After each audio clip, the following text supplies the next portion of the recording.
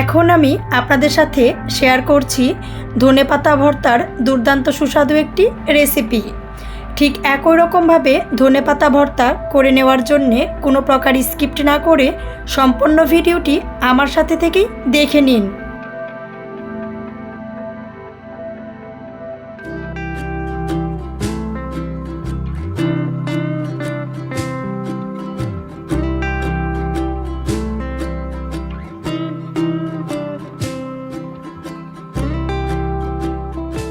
ধনেপাতা ভর্তার এই রেসিপিটা শেয়ার করার জন্য আমি বেশ অনেকগুলো ধনেপাতা নিয়ে নিয়েছি। আপনার ঠিক যতটা দরকার ওরকমভাবে নিয়ে নেবেন। ধনেপাতা ভর্তার এই ভিডিওটি শেয়ার করার জন্য বাজার থেকে ধনেপাতা কিনে আনার পর ধনেপাতাগুলো পরিষ্কার জল দিয়ে খুব ভালো করে 2-3 বার ধুয়ে নিচ্ছি। ধনেপাতা ভর্তা করে নেওয়ার জন্যে বাজার থেকে ধনেপাতা এনে পরিষ্কার জল দিয়ে ধুয়ে আমি টুকরো করে কেটে নিয়েছি। সুস্বাদু করে ধনেপাতা ভর্তা করে নেওয়ার জন্যে গরম কড়াইতে 3টি শুকনা মরিচ নিয়ে ভেজে নিচ্ছি। মিডিয়াম লো আঁচে নিয়ে শুকনা মরিচগুলো প্রথমত খুব ভালো করে ভেজে নিচ্ছি।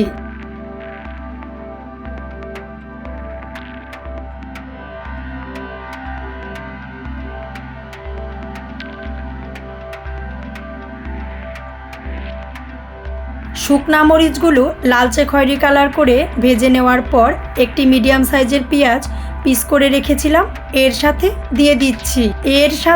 দিয়ে দিচ্ছি রসুন। বড় সাইজের কুশের যে রসুনগুলো থাকে ওগুলো আমি কিছুটা কেটে নিয়ে এর সাথে দিয়ে নিয়েছি। রসুন, পেঁয়াজ আর শুকনা মরিচগুলো দিয়ে নেওয়ার পর মিডিয়াম লো আঁচে রেখে বেশ কিছুটা টাইম খুব ভালো করে ভেজে নিচ্ছি। বেশ কিছু টাইম খুব ভালো করে ভেজে নেওয়ার পর দিয়ে দিচ্ছি কাঁচামরিচ।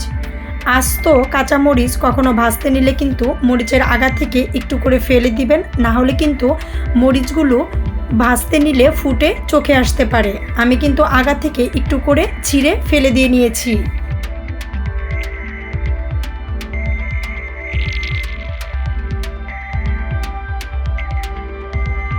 বেশ কিছুটা টাইম খুব ভালো করে ভেজে নেওয়ার পর এর সাথে দিয়ে দিচ্ছি ধনেপাতা দিয়ে দেওয়ার পর চুলার আঁচ একই রকম রেখে আমি খুব ভালো করে ভেজে নিচ্ছি।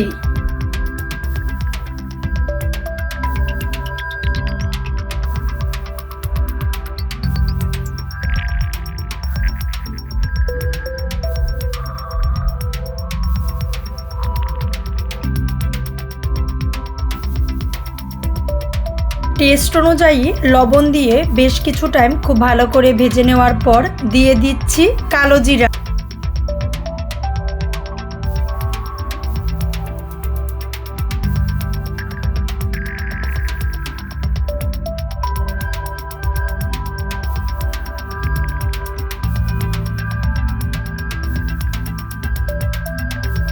এই অবস্থায় চুলার আঁচ আরও বেশ কিছুটা কমিয়ে নিয়ে ভেজে নিচ্ছি 2 থেকে 3 মিনিটের মতন।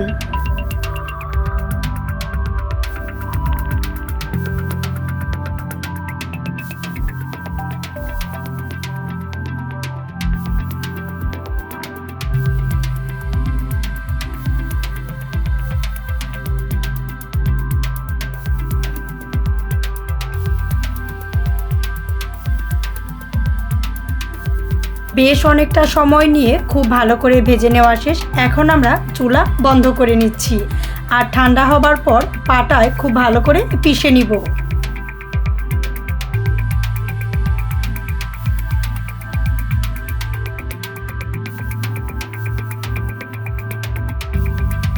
সব কিছু দিয়ে বেশ ভালো করে ভেজে নেওয়ার পর এগুলো ঠান্ডা হওয়ার পর পাটায় খুব ভালো করে পিষে নিয়েছি।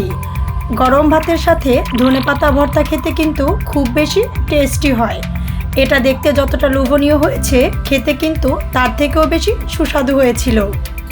আমাদের চ্যানেলের ভিডিওগুলো দেখে ভালো লাগলে অবশ্যই লাইক করবেন, শেয়ার করবেন আর অবশ্যই সাবস্ক্রাইব করে আমাদের চ্যানেলের সাথেই থাকবেন।